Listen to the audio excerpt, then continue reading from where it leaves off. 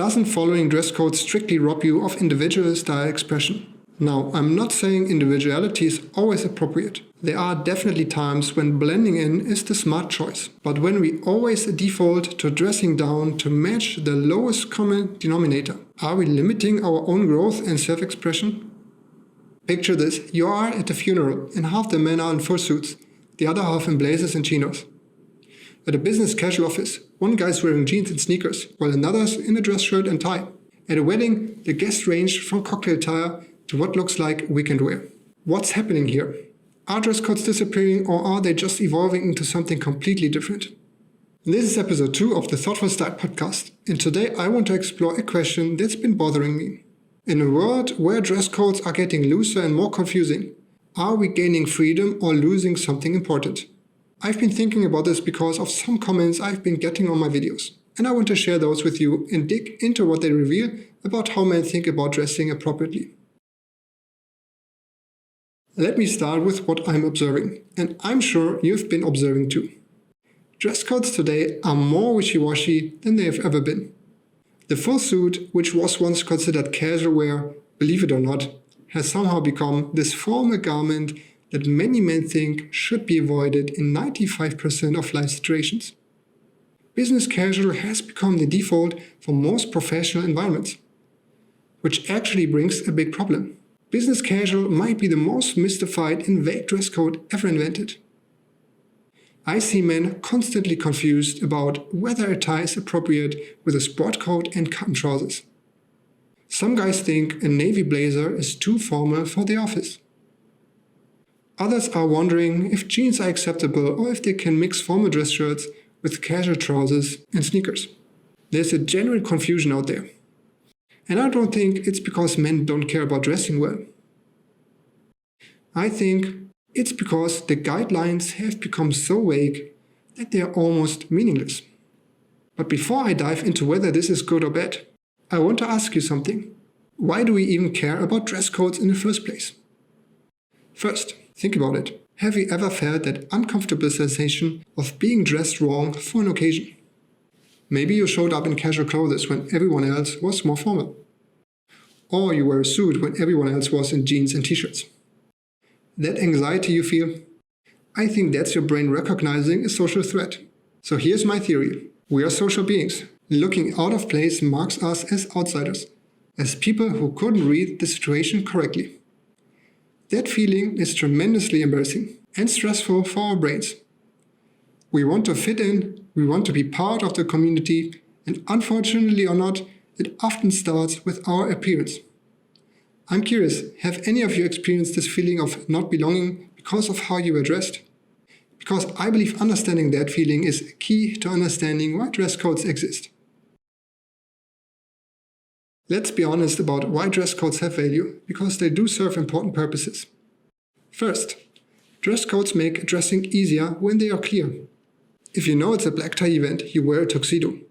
If you know it's a funeral, you wear a dark suit. There's no guesswork, no anxiety about whether you look appropriate or out of place. You know you'll fit in. You know no one will give you strange looks or gossip about your choices. You'll feel accepted, part of something bigger than yourself. It gives you certain security. Then there are the unspoken dress codes that exist in every social circle. Think about your friend group. If everyone typically wears t-shirts and jeans, showing up in a suit might spark jokes or comments about you trying too hard. Your brain is incredibly cautious about these unwritten rules because violating them makes you vulnerable to judgment, which could push you to the outside of your social circle. There's also something to be said for dress codes creating visual harmony so we can focus on the people and the event rather than being distracted by widely different style choices. When everyone's roughly in the same ballpark, the clothes fade into the background and the human connections take center stage. I get some comments on my videos that really illustrate how some men think about this. Let me read you a few. Here we go. I reserve a suit for the most formal occasions, such as a funeral or testifying in court or a wedding. What occasions do you have for wearing anything but the most formal of suits? If I go to a very nice restaurant, I will wear a nice jacket but not a suit. But other than very formal occasions, I would be overdressed in a suit. Where the heck do you go dressed in a suit on weekends? Here's another one. Depends on your career and social circle. If the people around you are in jeans and t-shirts, there's no reason to wear a blazer. A nice fitting polo would be better. What I notice in these comments is this intense focus on not standing out, on always being appropriately dressed according to what everyone else is doing. And I understand that impulse. Nobody wants to be the overdressed guy who looks like he doesn't understand the situation. But here's where I want to push back a little and ask some harder questions. First, doesn't following dress codes strictly rob you of individual style expression? Now, I'm not saying individuality is always appropriate.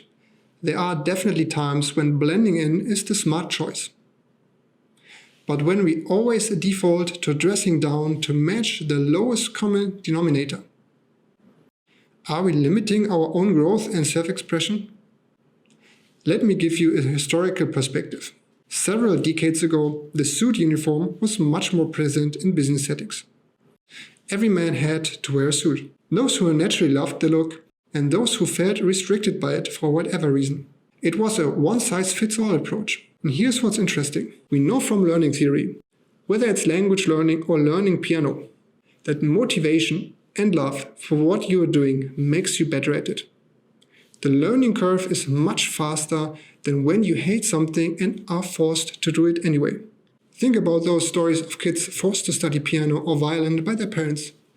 Many developed anxiety and resentment toward the instrument and eventually gave up. Some succeeded despite the pressure, but for most it was program failure. Now apply this to business dress codes with suits. If a man has to wear a suit against his will, he often builds resentment about what could be a beautiful garment, expertly constructed, that could look truly sharp if he learned to love styling it. Now when we see someone in a suit, we can usually assume he chose to wear it, knows how to wear it, and might even inspire other men to explore their own style. We are past the era of men looking terrible in their suits, because they were forced into them without understanding or appreciation. Here's another question.